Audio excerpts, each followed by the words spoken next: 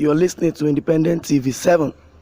It's of no news that Nigeria insecurity has been the watchword of today in Nigeria, as Northern Elders Forum spokesman blasts GARBA SHEHU on live TV. Every Nigerian, whether Southerner or Northerner, Muslim or Christian, is worried about the worsening insecurity in the country. Terrorist attacks, kidnapping, cultism, and robbery are on the rise. Wow, this is so discouraging for a country like Nigeria. I remember vividly when our soldiers, let me even talk about the soldiers, when our soldiers used to go and salvage situations in the Western African and Southern African and thereabout.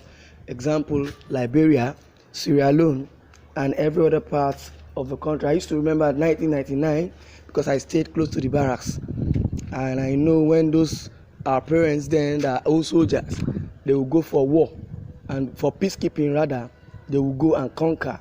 They rate Nigeria soldiers as number one in the whole of West Africa or in the whole of Africa in general.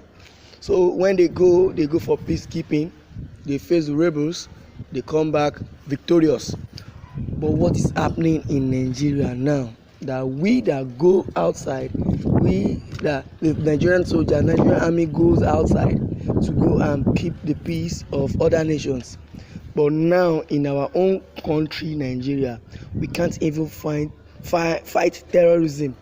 Terrorism for over 10, 15 years, thereabouts, if I'm not exaggerating, or let's say 11 years now.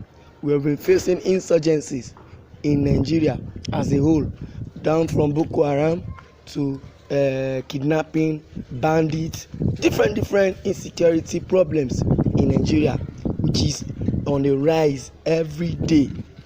The federal government are doing their best, but it seems there is little progress in the fight against criminals. The spokesman of the Northern Elders Forum, NEF, Dr. Hakeem Baba Ahmad, appeared on Channels TV program alongside presidential media aide GARBA SHEHU, where they had discussions about the country or the security challenges of the country. Dr. Baba Ahmad is a well-known critic of the present administration, especially when it comes to the handling security affairs of the nation of the country, Nigeria. Wow. GARBA SHEHU blamed the opposition's party of exploiting the country's security challenge. That's where my problem comes in. Why would a government that promised us better Nigeria? Because when they were coming up in 2015, according to Buhari, said it's going to create 3 million jobs. It's going to pay 5,000 each to every jobless youth in the country, which I know is blasphemy. Because whenever they need a post like that or they need leadership role like that, they will start promising what they can do heaven and earth. You see that since that time, insecurity has been a challenge. Even to provide 200 jobs for youths that are jobless, it's a difficult situation. And the comment did not go down well with the NEF spokesperson, according to GARBA SHEHU, blaming the opposition party of exploiting the country's security challenge. And the comment did not go down well with the NEF spokesperson, who considered it as a failure in the part of the government. While responding to Mr. SHEHU, he said, listening to GARBA, I must be honest, I think the federal government has run out of ideas concerning the security challenges in the country. When the government confronted with serious challenges, they go around looking for all sorts of diversions and excuses, Dr. Hakeem said in the interview.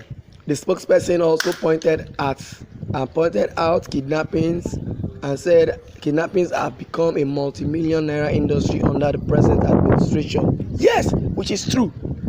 Now, from kidnapping to bandits now are now requesting for amnesty. The question now is, they requesting for amnesty. What is their contribution to the nation's economy? What is their own contribution? I used to remember when Yar'Adua came in on board as the president, he gave amnesty to the Niger Delta militants. Yes, they have caused, they had what they were really fighting for, because they said their land is full of oil and they cannot farm, they can't get production from harvest or whichever. You understand? That is why they are fighting directly with the government. Now, for in the case of banditry, they are not even fighting against the government, or maybe I would say maybe illiteracy is what is disturbing them.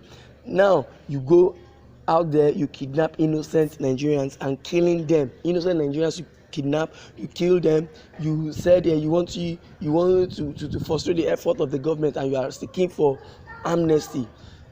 When militants of the Niger Delta sought for an amnesty, they gave them the amnesty just because it is the oil that is in their land they are agitating for, because they cannot farm successfully, because of their crops, or farm produce does not produce well because of the oil, because the government is benefiting from the oil. So the spokesperson also pointed at the kidnapping, as I've said, and it has become a multi-million naira industry under the present administration. He urged the present administration to stop pointing fingers at their opposition and fight against insecurity in the country and stop laying excuses.